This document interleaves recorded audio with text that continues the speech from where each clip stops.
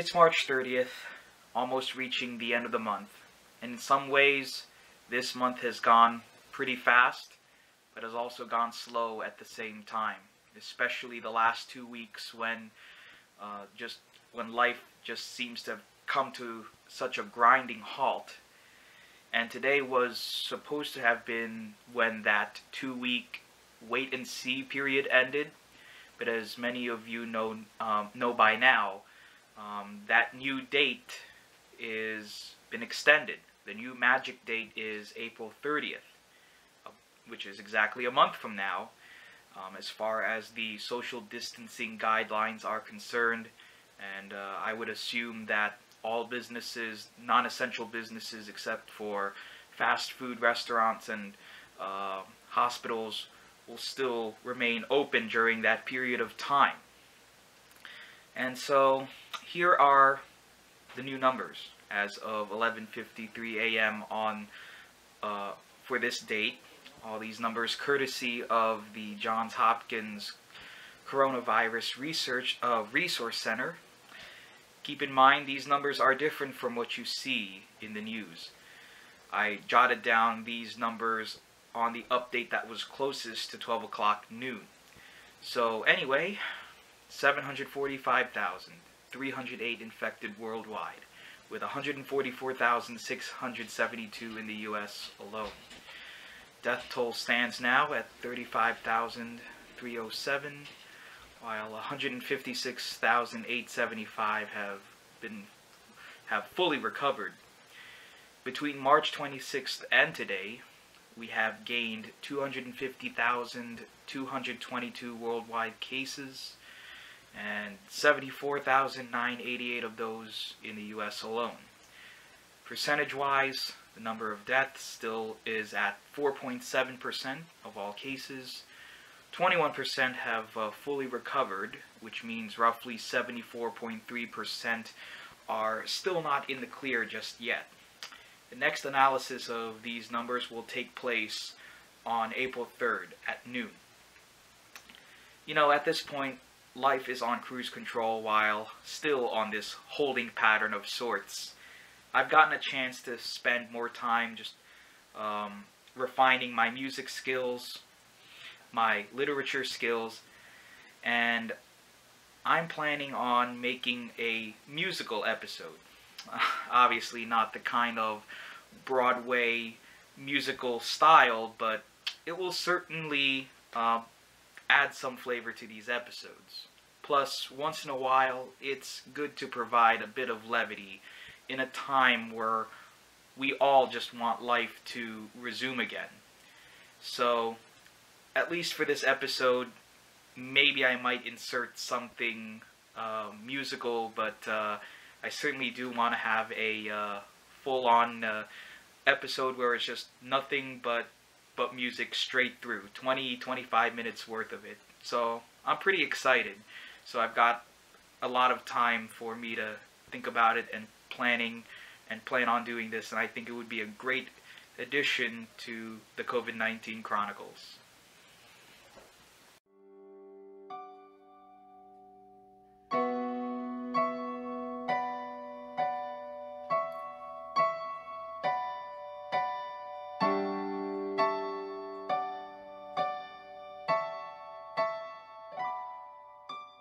Of course, expected to rise, and 1,500 people have died. More than 41,000 in New York City have tested positive for coronavirus, and more than 1,000 have died. In New Jersey, more than 18,000 people have been diagnosed with coronavirus, and 267 people have died. And Connecticut now has more than 3,000 cases and close to 70 deaths. We have reporters covering the coronavirus pandemic in our area, and let's begin with Eyewitness News reporter Dave Evans, who is live at the Javits Center. Well, I think the headline from the White House and also from the governor's office yesterday was basically the same, and that is that this pandemic, the worst of it, is probably still several weeks ahead of us, and that the effects of it are probably going to be much, much worse than we had previously expected. Yesterday, the White House Coronavirus Task Force presented statistical models on what we could probably expect in the coming weeks. Even with social distancing and closing stores, the medical experts expect that 100,000 to 240,000 Americans will die in this pandemic. Now, if we were to take no mitigation efforts like closing schools, businesses, and gathering places like theaters, the virus could kill up to 2 million Americans. Also yesterday, the governor and mayor said in New York, the worst of this epidemic will likely come around the middle of April and may continue into the month of May. That's why they are now pushing for so many new temporary hospital beds all over the city. This is going to be a rough 2-week period. As a nation, we face a difficult few weeks as we approach that really important day when we're going to see things get better all of a sudden. And it's going to be like a burst of light. And every time I've heard any projection, oh, it's going to be over soon, don't worry about it, I always say, no, that's not the truth. And it's a danger to tell people something's going to be easier than it really will be. And we are going to hear from the governor here in a few minutes from Albany on New York's latest efforts in fighting this. Answer the call at great risk because hospitals are desperate. That from KABC in Los Angeles tonight. And this evening, the numbers here, in just 2 weeks' time, we've gone from 7,700 reported cases to more than 206,000. 1 month ago, March 1st, there was 1 reported death from the virus in the U.S. Tonight, the death toll is more than 4,600. More states now heeding the call to flatten the curve. At least 45 states now imposing those stay-at-home restrictions. Florida, Mississippi, Georgia imposing those restrictions just today. Here in New York City tonight, that video provided by Mount Sinai, Queens. It shows patients lined up in the ER hallways. We took note today that New York Governor Andrew Cuomo saying the peak of this here in New York, and of course this is just the first major community to see this, the peak here not until the end of April, and of course it's just April 1st. He said as many as 16,000 New Yorkers could die. We have more this half hour on those new guidelines being given to EMS first responders in the New York City area, who they should bring in, and who they might have to leave behind. We also have new reporting this half hour on those 2 cruise ships being held off the coast of Florida. Hundreds of sick passengers, 4 have died, including an American. There is a new statement tonight just in from the cruise line at this hour, and we will get to it all. But we're going to begin this half hour with ABC's Whit Johnson leading us off. Tonight, a doctor taking us inside New York's Mount Sinai Queens Hospital, now pushed to the brink. This is our ED. You can see all the rooms are filled. Usually these halls are very neat and empty. Now you can see there's patients everywhere because of this. It makes it very hard to work, and we're trying our best to treat everyone that we can. Many of the patients immediately put on oxygen. All these patients here sitting out in the hallways because we are full. Healthcare workers on the front lines making painful sacrifices. Even if Americans followed the restrictions, 100 to 240,000 people could die in the U.S. As I said yesterday, difficult days are ahead for our nation. We're going to have a couple of weeks, starting pretty much now, but especially a few days from now, that are going to be horrific. At least 45 states now with stay-at-home orders, but tonight growing pressure on the rest. In Florida, the governor reversing course, now issuing a statewide stay-at-home order for its 21 million residents. The governor abandoning his county-by-county approach after consulting with the White House. I'm going to be doing an executive order today directing all Floridians to limit movements and personal interactions outside the home. In Louisiana, a jump in cases. Nearly a third of hospitalized patients are on ventilators. Those numbers are staggering, and looks like there's no end in sight. And if these numbers continue, we will be maxed out at hospitals and ventilators by the end of the weekend. The message is still the same. I've been preaching it for 6 episodes now. Cases will continue to rise. Businesses are still going to be closed for at least 30 more days. And the economy will fluctuate. But we can and we will be fine. In time, we will. I know I sound like a broken record when I say this, but only just because so much has changed between today and when I first started recording footage for the first episode just a little over 2 weeks ago. There's no time to be fooling around now. It's one thing to be perfectly healthy and negative on the coronavirus and going outside and taking a stroll, safely distanced from other people, maybe if you want to wear a mask, it's also a good thing. But it's another to be partying at a beach or acting very carelessly, like you're completely oblivious to the fact that, wow, this is for real. This virus is going on a rampage to those who have pre-existing, especially to those who have pre-existing medical conditions. And that hospitals and all the medical personnel directly on the front lines are being pushed to the brink.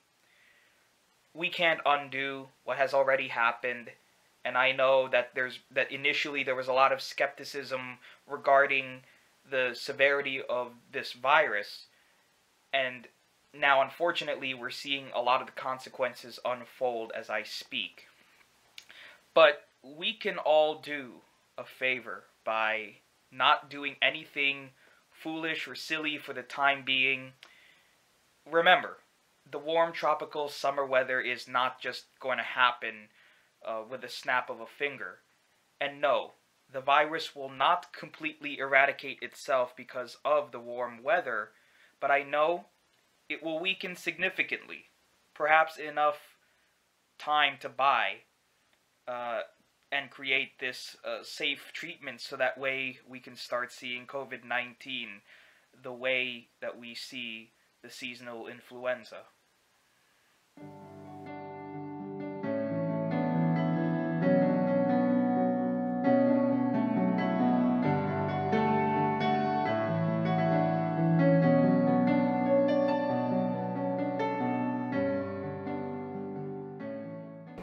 Good afternoon, folks. Today is Saturday, April 4th, 2020.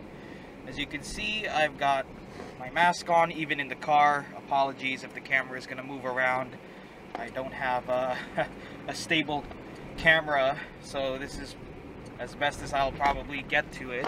So if it moves around, just don't mind it. I'll probably be continually fixing it. Well, anyway, here are the numbers as of today. At 12:43 p.m., as registered by the Johns Hopkins Coronavirus Resource Center, there's now a total of 1,159,515 worldwide cases of COVID-19, including 290,606 in the U.S. alone. So, obviously, we've broken 1 million cases worldwide, and of those, unfortunately, 62,376 have perished from the disease,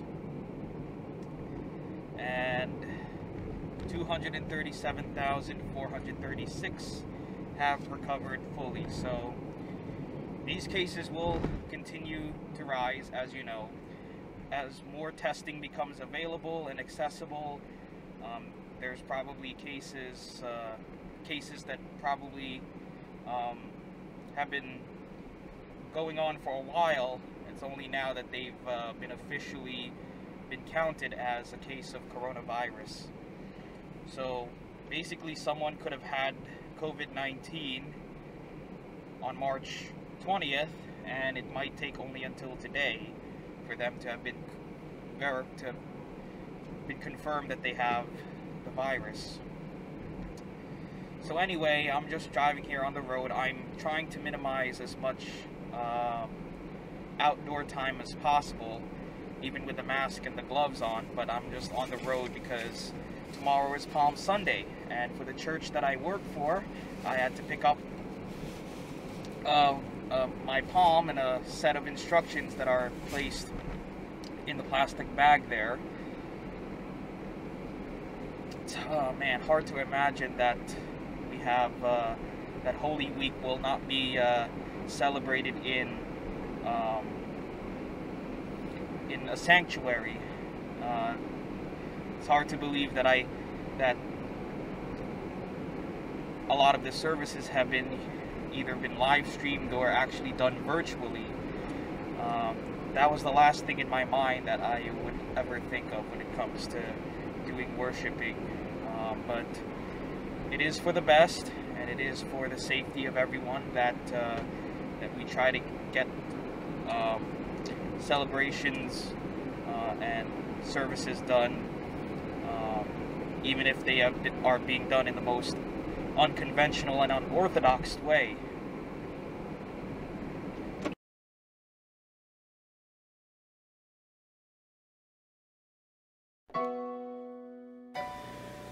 I'm 25 years old, going on 26 in July.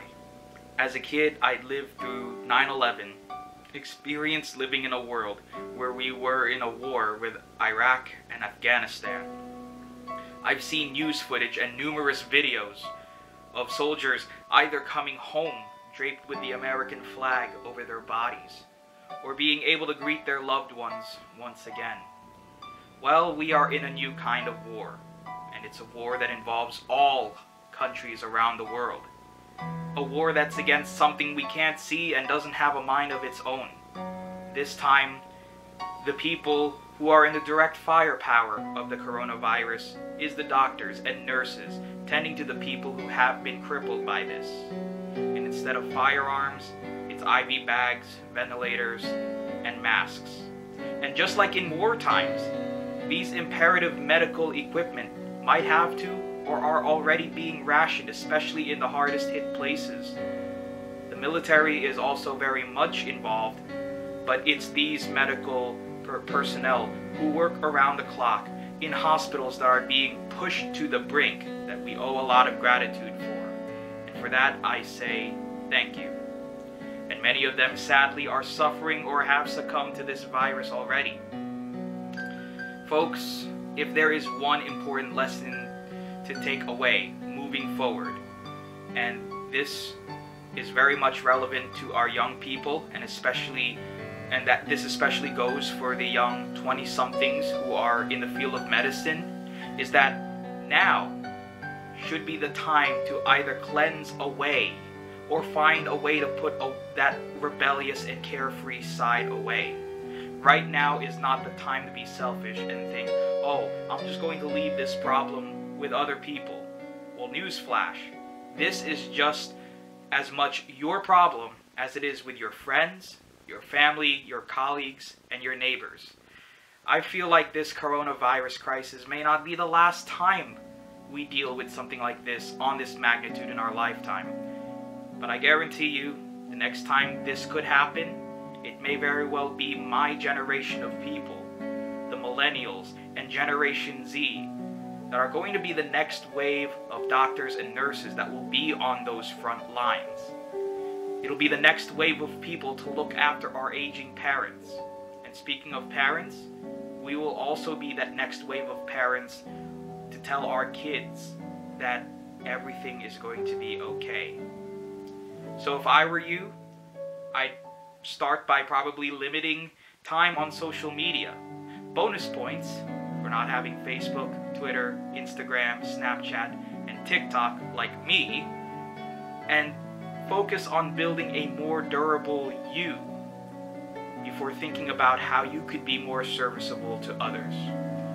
We don't have to train to be a soldier if we don't want to, but when it comes to something like this, a basic knowledge of the concrete facts and the ability to overlook what is being portrayed in the media, responsibility and accountability will all go a long way. And hey, if done right, us young people will be the ones to get those well-deserved cheers and gratitude.